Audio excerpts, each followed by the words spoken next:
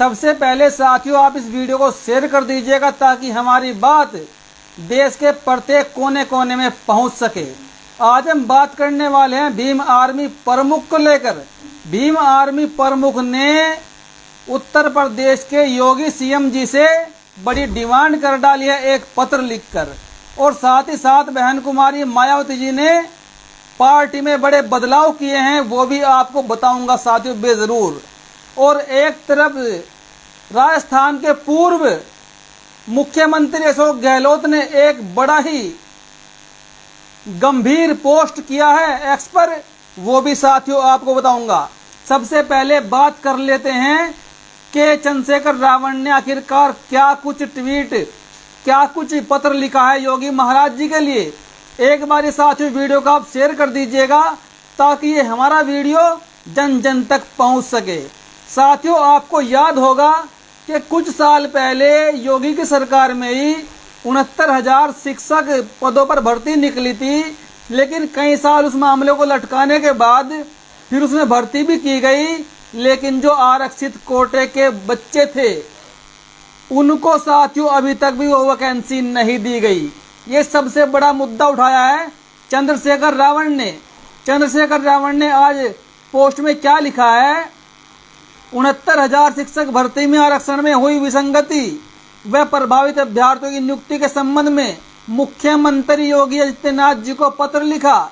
मुख्यमंत्री जी से निवेदन है कि इन अभ्यर्थियों की समस्याओं का संज्ञान लेते हुए अधिकारियों को निर्देशित करे कि प्रभावित अभ्यर्थियों की नियुक्ति जल्द से जल्द की जाए। सादर धन्यवाद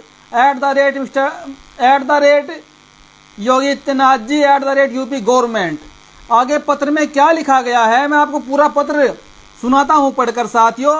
विषय है 69,000 शिक्षक भर्ती में आरक्षण में हुई विसंगति व प्रभावित अभ्यर्थियों की नियुक्ति के संबंध में महोदय सादर अवगत कराना है कि उत्तर प्रदेश में संपन्न हुई 69,000 सहायक शिक्षकों की भर्ती प्रक्रिया में आरक्षण के नियमों की अनदेखी की वजह से आरक्षित वर्ग के अभ्यर्थियों का मानक के अनुरूप चयन नहीं हो सका, जिसकी वजह से अभ्यर्थियों का भविष्य अधर में लटक गया और वह सड़कों पर आंदोलन करने व खून के आंसू रोने को मजबूर है। यहाँ पर भीम आर्मी प्रमुख एक बुलंद आवाज बनकर निकले हैं अभ्यर्थियों के लिए जिनको नौकरी मिलनी थी लेकिन उनको नौकरी नहीं मिल पाई, और इसके लिए चंद्रशेखर रावण जी ने आज योगी महाराज जी को पत्र लिखा है।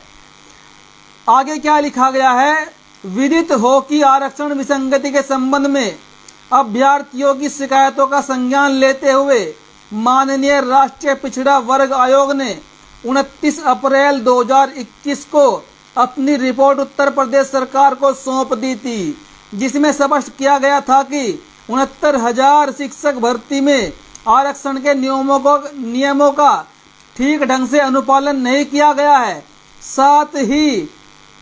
साथ ही प्रभावित अभ्यर्थियों की नियुक्ति व दोषी अभ्यर्थियों पर कार्यवाही करने की संतुष्टि माननीय राष्ट्रीय पिछड़ा वर्ग आयोग ने अपनी रिपोर्ट में उत्तर प्रदेश सरकार को भेजा, लेकिन कोई कार्यवाही नहीं हुई।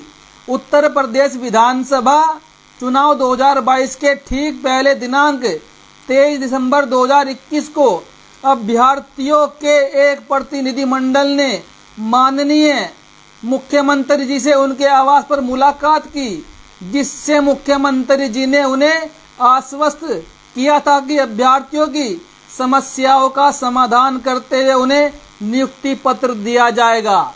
योगी महाराज जी ने 2021 में ही कह दिया था कि सबको नियुक्ति मिलेगी जो नियुक्ति के इसमें लायक है, यानी जिसने परफॉर्म किया, जिसने एग्जाम क्लियर किया उसको नौकरी मिलेगी। लेकिन साथियों कुछ बच्चों को नौकरी अभी तक भी नहीं मिली है, और वो बच्चे कौन है, वो बच्चे हैं SC ST OBC पिछड़े समाज के। सवर्ण कैटेगरी के सभी बच्चों को नौकरी मिल चुकी है, 69,000 में से यानी कि जनरल कैटेगरी पर भर्ती हो चुकी है, लेकिन जो रिजर्वेशन के तहत बच्चों की भर्ती करनी थी वो अभी तक नहीं कर पाया योगी सरकार। आगे उन्होंने क्या लिखा है 5 जनवरी 2022 को बेसिक शिक्षा विभाग ने प्रक्रिया में हुई गलती को मानते हुए 6800 आरक्षित वर्ग के अभ्यर्थियों की सूची प्रकाशित की और नियुक्ति देने की बात कही, लेकिन 2 साल से भी अधिक समय बीत जाने के बावजूद इन अभ्यर्थियों की नियुक्ति नहीं हो सकी है। महोदय इनमें से अधिकांश अभ्यर्थियों की उम्र सीमा अधिकतम हो चुकी है, यानी कि जो 69,000 शिक्षक भर्ती थी उनमें से 6,868 अभ्यर्थियों को रोक दिया गया था और फिर बाद में कहा गया कि हमसे गलती हुई है, हम ये भर्ती करेंगे और आपको नौकरी जरूर मिलेगी।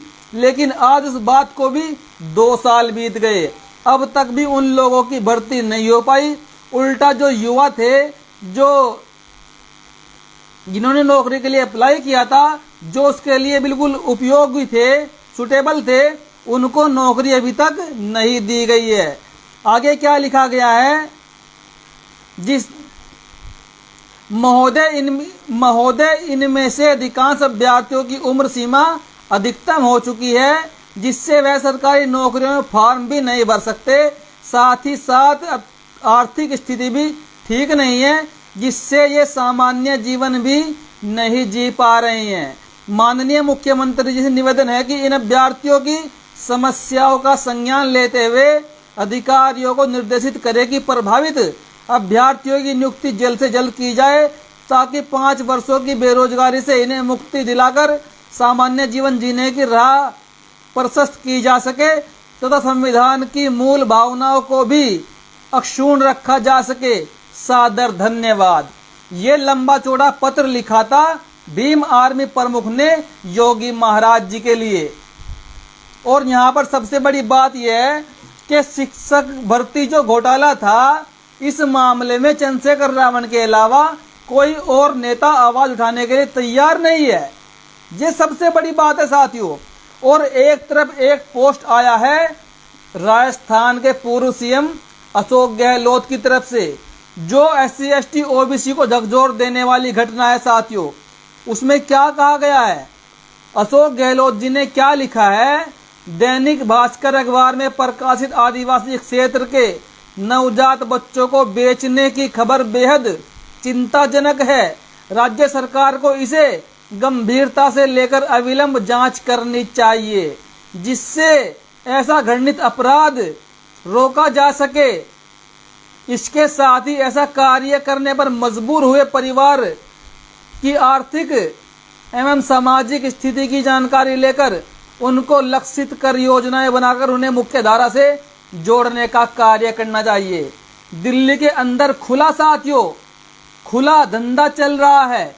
आदिवासियों के नवजात बच्चों को कुछ दलाल टाइप के लोग 20-20 हजार रुपए में उन लोगों से खरीद रहे हैं जो गरीब लोग हैं, और फिर उन्हीं बच्चों को वो दलाल 8-8 लाख रुपए में आगे बेच रहे हैं। ये धंधा गैर कानूनी जो पूरे देश में धड़ल्ले से चल रहा है। दिल्ली के अंदर ऐसे कई केस सामने आए हैं, और एक केस में तो एक पत्रकार साहब बच्चा लेने पहुंच गए ग्राहक बनकर। तब जाकर इस घटना का खुलासा हुआ कि दिल्ली के अंदर आदिवासी समाज के बच्चों को खरीदकर कुछ दलाल 8 लाख रुपए में बेचने का काम कर रहे हैं। ये सबसे बड़ी खबर है साथियों। और एक तरफ जो खबर आ रही है बहुजन समाज पार्टी को लेकर, आप जानते हैं कि 2024 के लोकसभा चुनाव में बहुजन समाज पार्टी का प्रदर्शन बेहद ही खराब रहा, और इस खबर को पूरे देश के मीडिया ने भी चलाया, यानी कि बहुजन समाज पार्टी को और भी डाउन करने का काम किया।